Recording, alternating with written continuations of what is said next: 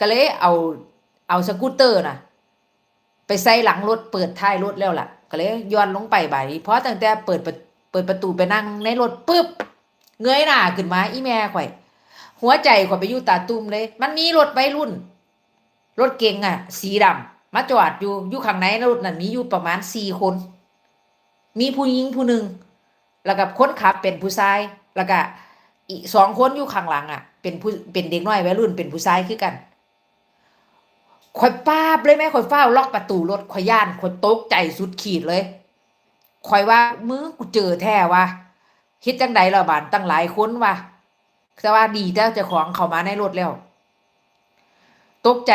บาดนี้นี่ข่อยก็เลยแหนมไปเบิ่งข้างทั้งข้างรถ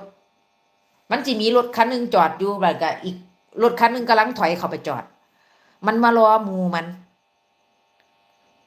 ข่อยก็ว่าข่อยแม่น